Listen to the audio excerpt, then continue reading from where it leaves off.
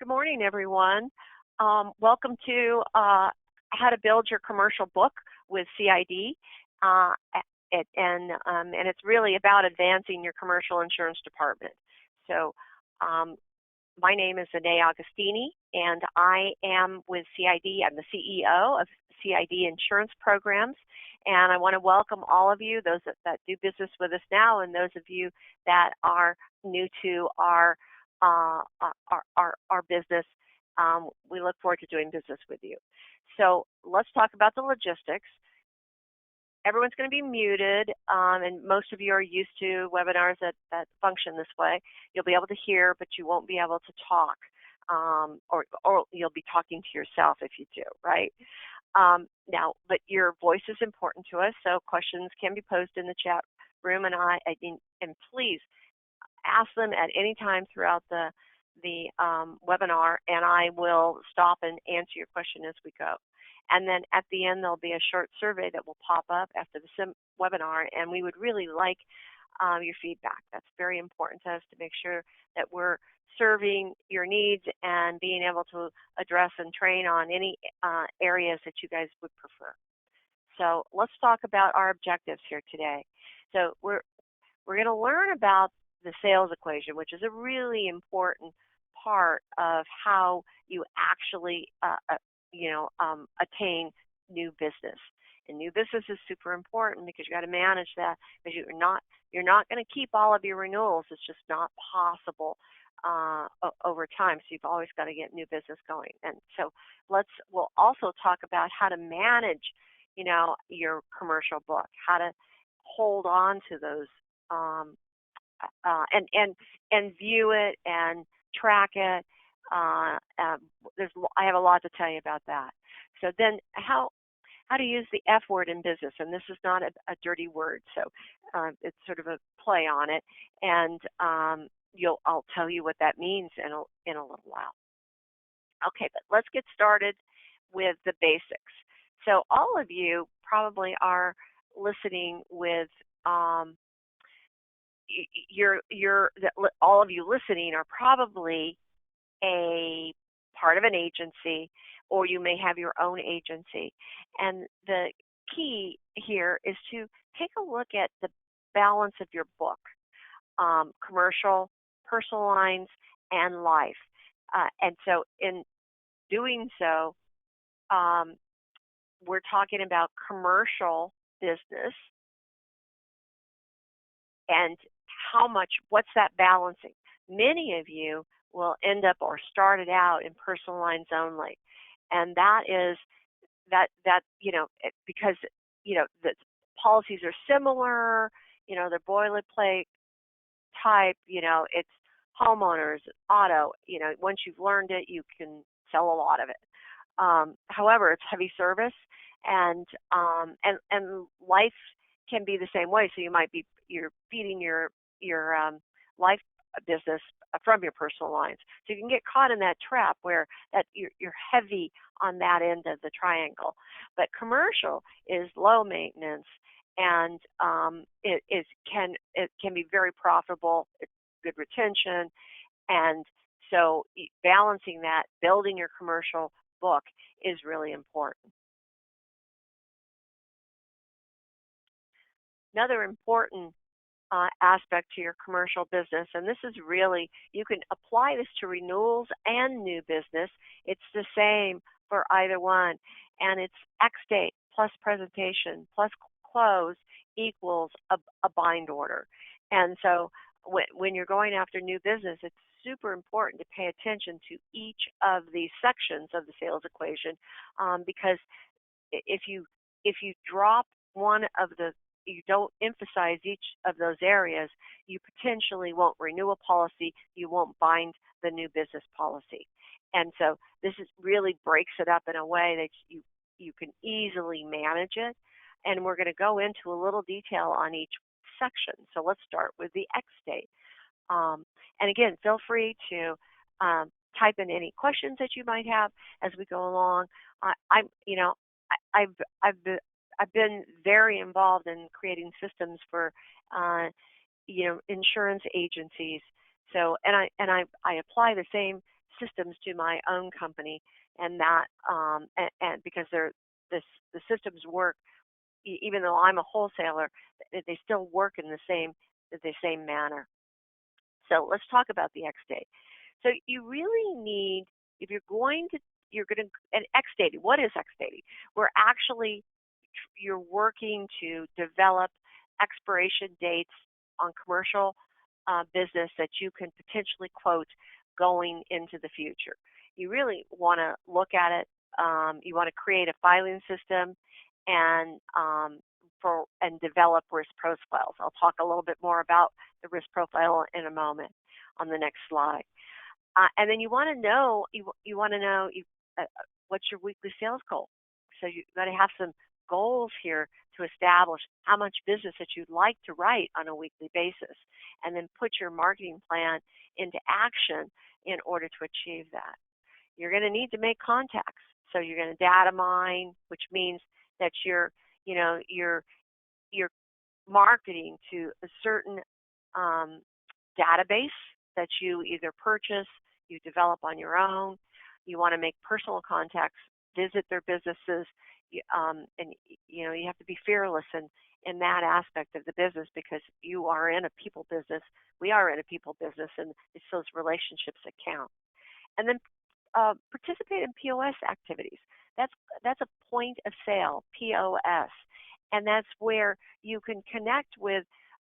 Let's take a property management company. You connect with that property management company, you write their insurance, and then you go in and say, hey, let me take a look at all and make sure that you're insured. All of your properties that you manage are insured properly. And you go in as an expert. And so that's a point of sale. You're able to reach a lot of opportunity to write policies from one point of sale.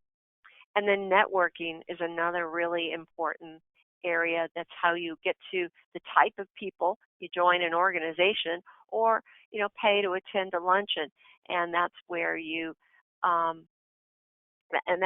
can meet a lot of people, where you can potentially develop those relationships and write new commercial business. Obviously, you want it to be business oriented. And then going to trade organizations. Select a class of business that you really are interested in writing and you want to focus on, and then attend a trade organization luncheon in your area, and that's another great way to develop leads. And then manage your profiles by a 10-week marketing schedule. So you want to get them out soon enough. And by the way, if you don't, if you get an X day, you should be bringing in X dates all the time. And maybe 30% of those are going to be something you can quote within the next 3 months. And that's ideal, but you never turn down an X date. And that's why you develop a marketing, a system, a filing system for your risk profiles, so that ongoing you're always. So an easy way to do it is to file them or save them by month, right? And then you're working 10 weeks out.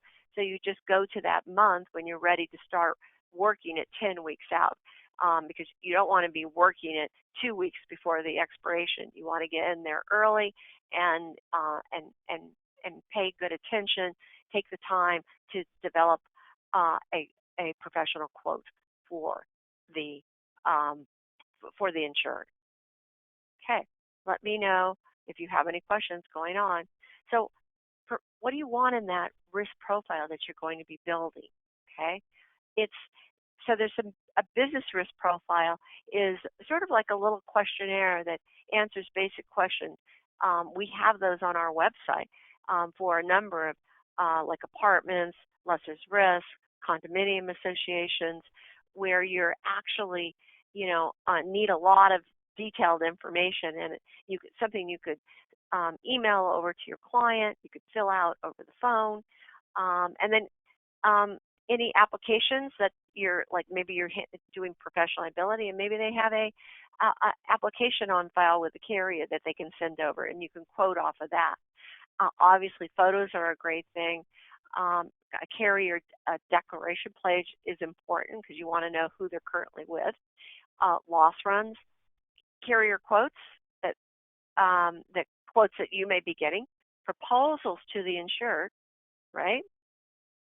invoice, and we have proposal templates on our website, and we always include an invoice because it's sort of like the close.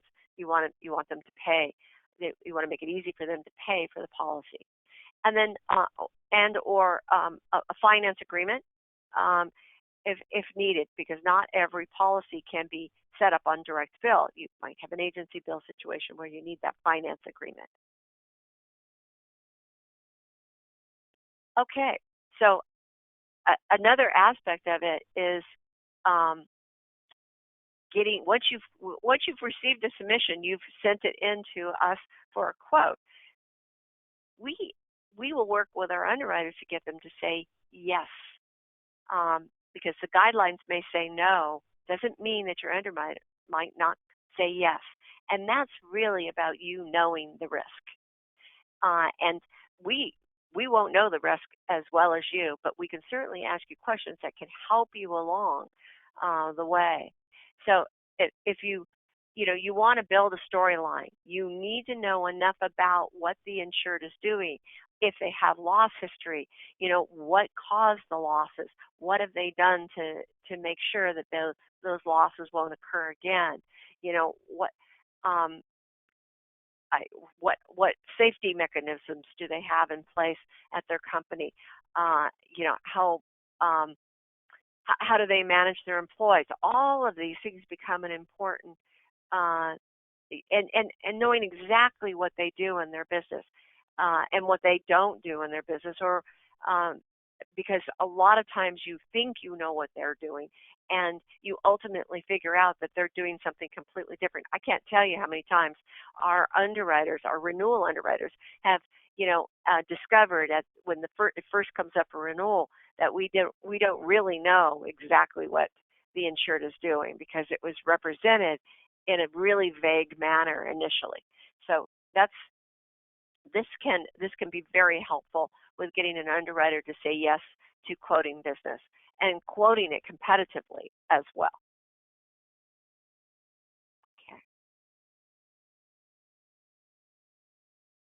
Okay, now let's talk about, now that we've got the underwriter to say yes, let's do the presentation. I think you need to take a look at who you're doing business with. I've got these characters on the screen here.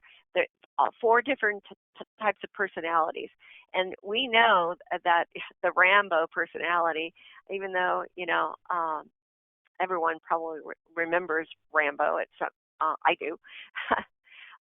They're very assertive, aggressive. They make decisions in the moment, sort of a shoot from the hip, and generally you would want to give them 3 proposals and because they want to be in control, right? And so they're going to pick from one of those 3 the best of those 3. So you want to give them options so they can make their own decisions. Then you have a Jimmy Fallon, and he's indecisive. He wants your opinion on what you think is best. And I know from my own experience, it took me years to figure out that I always wanted to give my opinion, and that's not always the case with like a Rambo. Certainly you wouldn't be doing that because they want to make that decision. But someone who's somewhat indecisive or amicable, you would want, they will want your opinion, and they're ready to move past the decision if they trust you. So, and we'll go with your recommendations. That's ideally, we would all want that, but not every personality is that way. And 1 proposal or possibly 2 will work really well in this situation. And it's really important to remember that you do need to, you don't always want to put just 1 proposal forward. It's easier to do it that way, but you won't necessarily get the business based on the personality that you're dealing with. And then we have Anderson Cooper. He's analytical. He questions everything, needs time to think about it. Those are sometimes the guys that drive us a little bit crazy, because they're so analytical that it's hard to reach them at a level that you can get them to agree on anything or say yes. So they need time. They don't want to be pressured, and you want to leave 2 proposals. You want to leave them with them and that will have comparisons and informational material, because they're going to read through everything and then make a return appointment so that they can actually do their analytical research on the proposals that you've given. And then we have Kim Kardashian. She's the latest and the greatest, has the mentality that if everyone else is buying it, then so should she, always keeping up with the Joneses, so yeah, expect to impress, dress accordingly, use nice linen paper for the presentation. Don't push the sale, coach it, and be her friend. That's where that relationship really can come into play, more so than anything else. So that's your 3 personalities, and something to consider when you're making that presentation. You only got one shot, and if you invest all this time into it, you want to make sure that you get it right and you close that deal. Whether it's the renewal or whether it's new business, you want to treat them the same. Okay. Again, on that presentation, I mentioned it's important to lay out a professional proposal for them, and not just assume. Do not send them what we send you. We have proposal templates on our website, and they're Word documents, and you can take them and make them your own. If you don't see what you need, I'll produce one for you. We use templates. These are called proposal templates, and they work beautifully. The area that you can even have, part-time staff help you in preparing proposals, because they only have to fill in the pink, highlighted area, because the rest of the proposal is sort of like a cookie cutter that is already established. So that, don't hesitate. You can find those on our website under resources and templates. And then you want to disclose as much information as possible. Always disclose your brokerage fee, and our templates have it. Any state taxes, inspection charges. You want to be able to tell them whether there's an audit of the policy or not, because that's where you really get in trouble if you don't tell them it's going to be audited at the end of the year, and they've given you they've lowballed their payroll, and maybe as a contractor. And so you've got to disclose that it's going to be an audit. And then what are the main exclusions? I'm a big proponent for putting exclusions on the policy, especially when there's a blatant one, where for the class of business that they just don't offer, such as, off-premise coverage. They don't offer off-premise coverage. They only offer a premises only. That's pretty crucial, that you need to be able to disclose that. And then you might not be able to, in that case, you might not be able to get hired a non-owned auto. And so you really would need to disclose that as well, because those are coverages where a loss could occur, and you just haven't told them that it's not included. Everyone thinks all the coverage is included, right? So you need to disclose exclusions. And then bind only, subject to conditions. If we give you subject to bind subjectivities, it's really important that you disclose those as well, because you can't bind without that information. And then always include an invoice and premium finance options, and then be aware of the required signatures. These are all part of the things that you want to communicate when you're making that presentation. Okay. And then the close. Yeah, and people skip this area a lot. They might do well on the presentation, but they get so busy, and they might be doing okay on the X day, but they never close. And so, what does that really mean? Obviously, you're going to ideally, making an appointment with a client. Don't just do this over email to present and close the sale. And then be sure to address the coverage benefits. You want to be able to tell them, are you giving them better coverage? What are those benefits? And then what are those benefits versus the premium? Are you more competitive in the premium, or are they deficient in coverage and you're looking to give them the right coverage? And you may be a little higher in premium, and so you just have to lay that out to the insured. Know your value added propositions. So, what are the, what do you bring to the table? What does your agency bring to the table, right? What can you do for them? And then ask for the business. And if you can, obtain the signatures and payment in that presentation. So asking for the business. So maybe, on that presentation, you don't close it, but you want to be able to, you must follow up. You must be a good follow-up, do good follow-up, because that's how, if there's a chance of closing the sale, the renewal, the new business sale, you want to be able to have good follow-through to know where you're at, and they'll respect you for that, for sure. You're going to build a better relationship by them knowing that you care and that you want their business. Okay, and then how do we secure that bind? As I said, you have to make sure the subject to bind conditions have been met, and then you're going to bind it with the underwriter.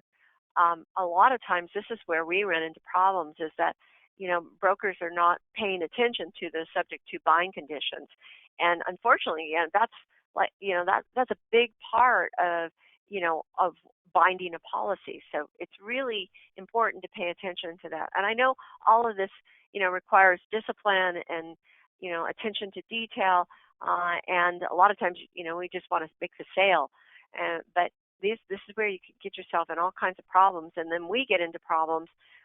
We have to, we can't bind something for you because we don't have everything that we need. So you just want to make sure you have the applications you need, the loss runs as required, the terrorism form, and then any state required documents for non-admitted business, right? And then process that finance agreement right away once you've gotten a bind order. Because the longer you wait, the more problematic that becomes as well. And then pinned to ensure that that policy is issued by the carrier, you receive it from the carrier, and it is paid, that you receive your commissions. Those are two important parts that you need to know, because it's not final. The bind does not become it's not finished until you get the policy and you've received your commissions. That's how to, that's smart. Run your business smart. And then forward proof of insurance to your new client and thank them for their business. Great time to ask for referrals too. Okay, now this is an interesting concept some of you may not be aware of. We have forever managed our business by week, but we used to, many years ago, manage it by month. And we quickly realized that by month, it's a little too late to figure out whether you had a good month or not, because you've gone 4.3 weeks, right? And you could be going the wrong direction and you don't see the final, really look at the numbers until you're 4.3 weeks into it. So things can slip away from you when you're in that kind of situation. So we go by week, and you'll see it. In a week, you'll know how well you've done. It's a better way to track and to hold yourself accountable for achieving the kind of production goals that you want to achieve. So you can manage your. We actually manage our renewals by month, but we manage our new business by week. And I'll talk a little bit more about renewals as we go forward, but take this into consideration. Outlook, you can actually set it to show by week, so you know what week you're in, and then you take a look at your production and run that production report to see how you did with your new business that week. Okay, now let's talk about managing your commercial book. So new business, let's start with new business. You need a marketing strategy. There's no other way to say it. You don't want to take incoming calls because those are what I call the bush calls, and they're going to run you around the mulberry bush. And you're ultimately, it's you're not getting the business coming at you that will be the type of business that's going to be solid and productive for you to write. You want to build a solid book of commercial business. You want to manage those commercial profiles, as I talked about earlier, and make sure that you're running those, you're working those 10 weeks out, and you're developing more X dates all the time as you. It's got to be done in an organized manner, and it's just like a system that you run. And then follow the sales equation.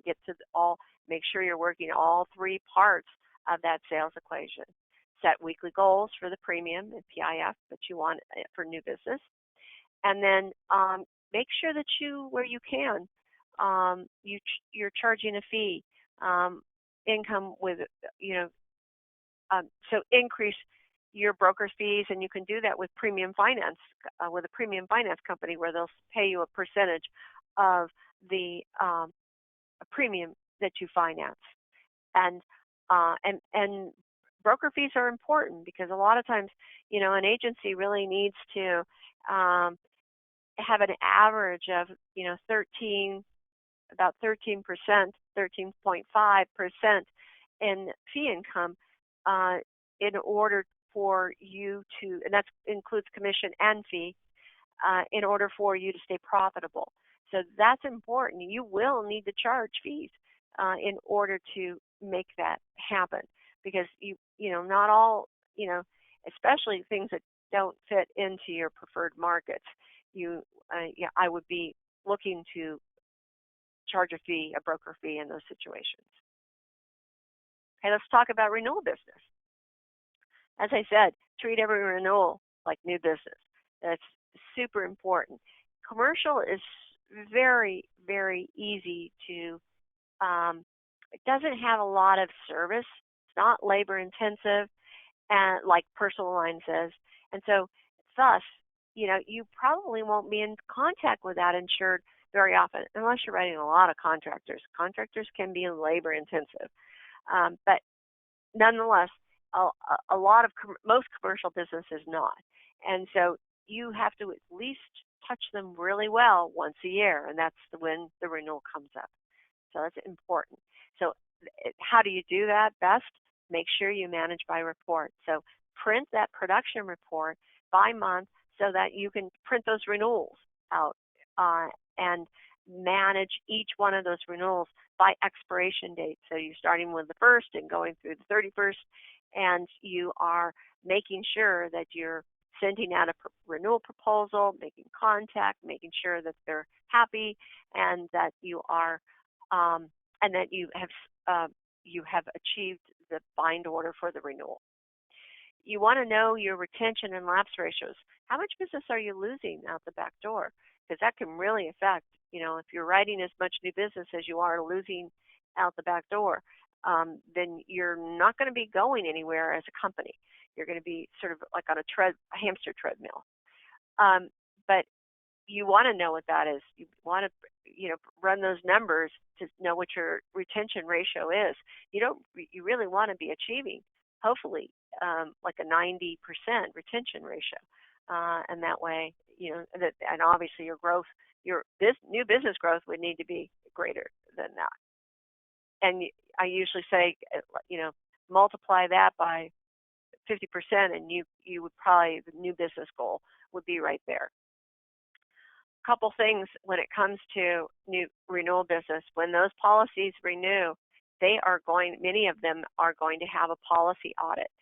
And again, you're disclosing that, but this is where you can get into problems. You can lose a policy over someone not complying, someone giving you, numbers that weren't, accurate, and now they've got this huge audit, and they're freaking out. They can't pay it, and then they default on the audit. Then the renewal policy cancels. It can be a real nightmare, and nobody wins on those because there's a lot of work involved in these. So you really want to manage your audits. We can help you with that. We're always going to be communicating with you to make sure that you understand what you need to do in order to be successful. And then this is a perfect time to ask for referrals. That's if you're doing a good job, people are going to want to recommend another business associate to you. Okay. And then the 5 mistakes agents make with staff. This is an interesting one because you a lot of people will hire the assistant, to, assist them, and they're not empowered or trained to duplicate you, which you need someone that's coming up the ranks that can, essentially duplicate yourself, and you can pass a lot of your duties to them so you can focus on other things. And so you want to duplicate yourself, not hire someone for just, as an assistant to do just these minor things. They'll never be able to help you at the level that they need to, if you limit what you have them learn. And a part of that is they need to be part of the sales equation. They need to be part of everything, not just like, I'm going to have you do service only. They need to be a jack of all trades, so that, at any given moment, you know what an agency's like. At any given moment, you are, you can train them to handle a situation, solve a problem, take it, and take charge if you're not there. Also, low compensation programs, don't make that mistake. You want to pay a fair wage, but you want to make sure you're hiring someone that can deliver the caliber performance that you want. But don't go cheap here, because that you'll just lose them. And then not consistently marketing is a huge mistake. And it's sort of like a roller coaster ride. When you don't, you have to have a system for consistently doing marketing. All the options that I talked to you about previously, because then you end up, once you market, you pick up momentum, and then you start to get things to quote, and then you start to close things. But if you stop the marketing, then it drops off to nothing. So it's very hard. I know it's a challenge, but that's the key to success for an agency. And not having systems is a huge one, because, as I mentioned, it's all about systems that make your agency efficient and running smoothly, and you can save a lot of labor if you have efficient systems in place. And then bad time management we should all know about that one. And the bad habits that we have, we're not focusing on the priorities, and we're letting service drive us, right? So discipline is really important with time management. Now, the F word in business. So here's what it is.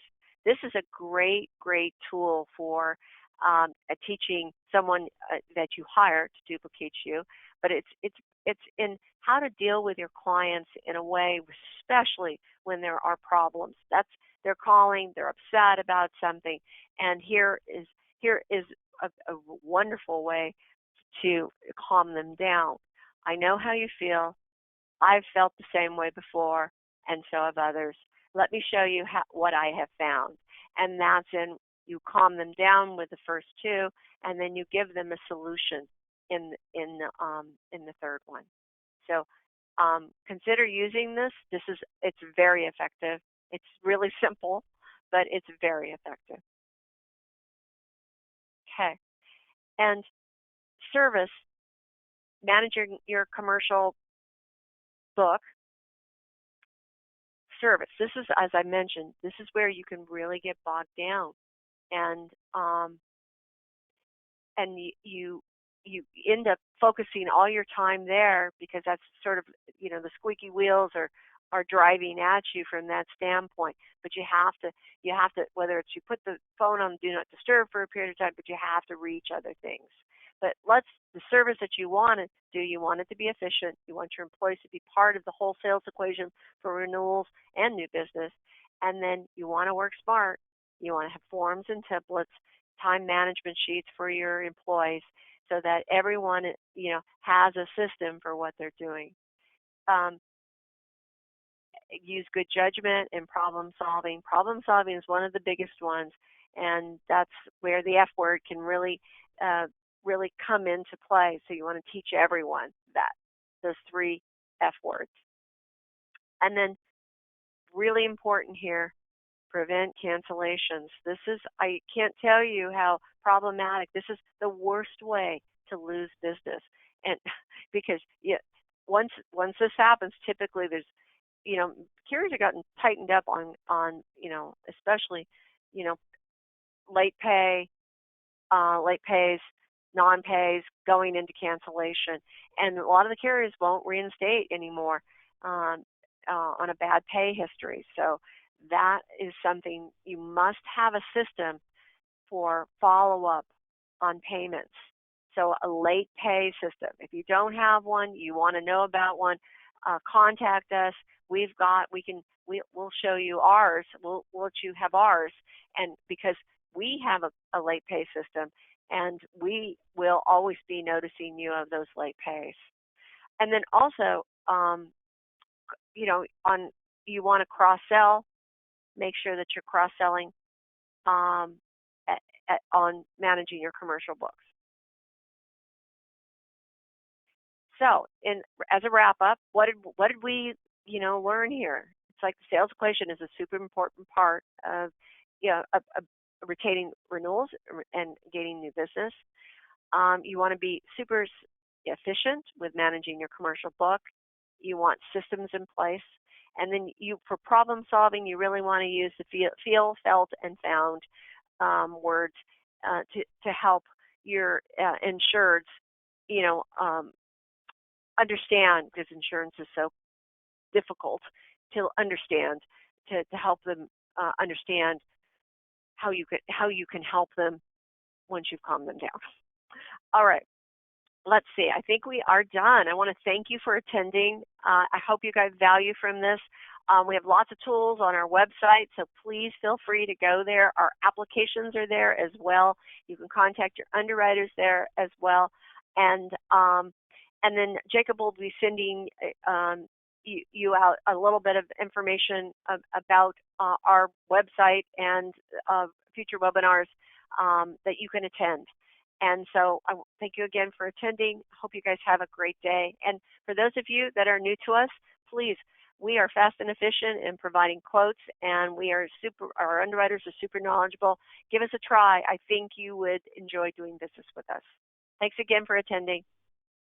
Have a great day.